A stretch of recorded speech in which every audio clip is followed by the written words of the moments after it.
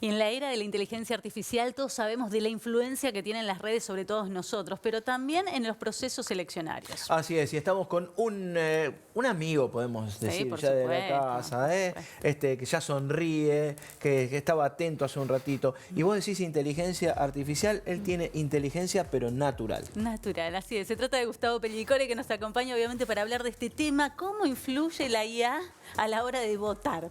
A ver, tenemos un tema. En los últimos años, ya de los 2016, 2017 para acá, ya hay casos concretos de que la tecnología influye mucho. Entonces, un poco la pregunta que surge de todo esto no es el cómo, sino con qué reglas vamos a dejar que la tecnología influya sobre los procesos de elecciones. A mí me pasó algo. La semana pasada tenía que investigar un poco las distintas propuestas y me puse a ver qué acciones hacía. Y en esas acciones me empecé a dar cuenta de que todo el tiempo estaba haciendo cosas que tenían que ver con tecnología y con datos. Por ejemplo, empecé con revisar en dónde votaba la mesa. Automáticamente, por ejemplo, el colegio electoral podría saber la intención de voto antes de siquiera empezar la elección, porque todos los que revisamos las mesas se podría inducir una intención de voto. De ahí en adelante, todos los procesos, salvo el caso específico de ir y votar, todo lo demás, antes y después, está completamente influenciado por la tecnología. Me llamó muchísimo la atención todas las capas que hay antes y después. Por ejemplo... A ver, también hay una trazabilidad que uno observa, por ejemplo, cuando mira determinados contenidos. Está claro que el algoritmo copia eso y establece o puede establecer a ver cuáles son tus intenciones de voto en base a cuáles son tus intereses. Sí, totalmente. A ver, quiero tener cuidado con esta palabra. Parece un poco medio manipulador, pero en verdad es un poco así. En verdad, yo lo que me empecé a fijar era cómo me iba induciendo o me iba mostrando cosas. A ver, yo en mi caso práctico, por ejemplo, suelo tener dos perfiles distintos. Cuando uso un navegador para trabajar, lo uso solamente para trabajar, y lo que es personal lo uso con otro.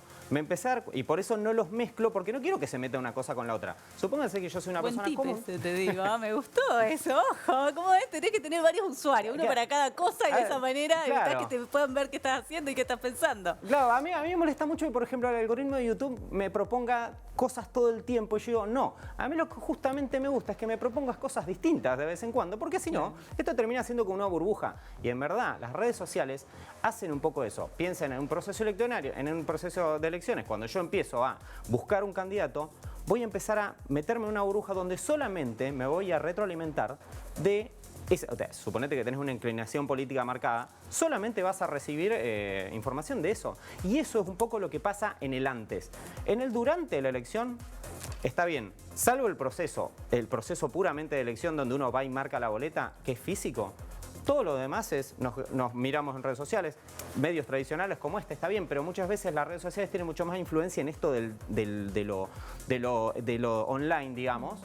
Y entonces, en verdad, tenés muchas aplicaciones que te van diciendo cosas o te van tirando información. Entonces, en el durante también nos vemos influencia. No es que la tecnología no estuvo en el medio. Y después al final, suponete un día como hoy, todos los bots que los partidos usaron antes para inducirnos a que los votemos en sus propuestas, hoy empiezan a hacer lo otro, y es que van a empezar a incentivarnos para que se verifique que todo lo que dijeron antes se pone en funcionamiento. Entonces, en verdad, es la misma estructura que antes, durante y después, nos va influenciando, nos va guiando. Por eso digo, quizás... ¿Cómo se evita, digamos, esto? Bueno, ahí está. ¿Hay tecnologías? Sí, hay tecnologías. Pero la tecnología quizás... A ver, en la era de la inteligencia artificial tenemos un problema. La inteligencia artificial nos indujo a todo esto porque nos conoce. Bueno, quizás la solución es un poco que la inteligencia artificial empiece a resguardarnos un poco más como votantes. Entonces, que los propios partidos políticos o el colegio electoral o quien sea empiecen a tener lugares que empiecen a contener un poco esto. Piensen que hoy en día, en la era de inteligencia artificial, las deepfakes son moneda corriente. Quizás eso también se tendría que empezar a regular un poco más para que las elecciones sean un poquito más justas. ¿Hay antecedentes en ese sentido respecto a lo que es campaña sucia, podríamos denominarlo así, en nuestro país? No solamente en Estados Unidos y en Europa, sino inclusive en este proceso eleccionario, una denuncia por parte de un partido contra otros con el fin de que tengan también esa campaña que llegaba a través de distintos medios, no solamente aquellos que utilizamos vía web, sino, por ejemplo, WhatsApp. Sí, totalmente. WhatsApp es un gran problema. Latinoamérica, 3/4 partes de la sociedad usa WhatsApp. O sea, y 3/4 partes quiere decir que todo el segmento de edades los usa. Y la otra, Facebook, más del 65% de las personas tenemos Facebook, que es otro camino que también tiene. Pero, por ejemplo, hay algo. En México los partidos, todos fueron obligados a ponerse de acuerdo con empresas como Meta, por ejemplo, para contener un poco esto. Meta es para que se entienda, Meta es el dueño de WhatsApp, de Instagram y de Facebook, que son un poco las redes sociales de gran llegada a la audiencia, pero WhatsApp queda un poco afuera porque no es tan fácil de controlar. Ahora, ¿no sale más, podríamos decir, económico pagar una multa en caso de incumplimiento con lo que se puede ganar con una campaña sucia por el impacto que tiene? Ahí está, ese es el costo. Por eso digo que quizás lo que interesa más, o que es lo más interesante, además de votar legisladores, que estos legisladores empiecen a tener en cuenta un poco de generar reglamentaciones para este tipo de cosas, para contener este tipo de cosas. Es lo que acabé de decir vos recién. Pago una multa y se me terminaron los problemas. Y bueno, ahí es donde yo digo que quizás la ley viene a mitigar lo que ya pasó. Y hoy en día nosotros estamos hablando de decir, che, ojo que esto ya pasó, está pasando y va a volver a pasar si no se reglamenta un poco la cuestión un poco de los procesos eleccionarios sobre cómo interviene transversalmente la tecnología en todo el proceso directamente. Entonces me parece, lo que sí me pareció llamativo era que me puse a hacer cuentas y en un 80% de todo el proceso la tecnología estuvo. Entonces, no sé, me llamó muchísimo la atención este tipo de información. Y respecto a la legislación, ¿hay antecedentes en el mundo? Digamos, ¿tendríamos que copiar medianamente lo que ya se viene haciendo o entendés que hay que hacer también mejoras respecto a eso? No, hay reglamentaciones. A ver, hay un caso muy emblemático que es el de Cambridge Analytica. Cambridge Analytica es una empresa que compró 50 millones de datos de Facebook y indujo la campaña del 2016 en Estados Unidos. Tenía 5.000 datos. 5.000 datos podían inducir, solamente con conocer al usuario de una plataforma, nada más. Entonces, ahí es donde digo, sí, hay reglamentaciones. Después de ahí se hicieron una seguidilla de reglamentaciones para que no vuelva a pasar.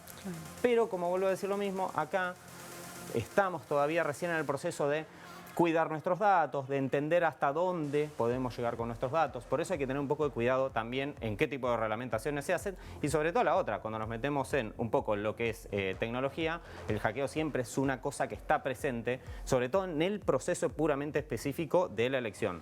Entonces ahí hay tecnologías que me da pie para en otro programa hablar de lo que es blockchain. Blockchain es una muy buena tecnología que sirve para auditar, por ejemplo, las elecciones. La tecnología de blockchain es muy interesante, pero está muy denostada también porque justamente está muy asociada a otro tipo de cuestiones, de usos, pero como tecnología es buenísima porque permite auditoría por ejemplo, hablamos nosotros tres y entre los tres vamos a tener en tiempo real qué está pasando y qué opinamos entre los tres y si estamos de acuerdo o no, y eso me parece que es bastante interesante para llevarlo a cabo. Bueno, ahí está. Yo estoy acá para presentarte y para despedirte. Ya está. Porque he escuchado atentamente la charla. Muy interesante. Gracias, Gustavo. Gracias a ustedes. Muy amable.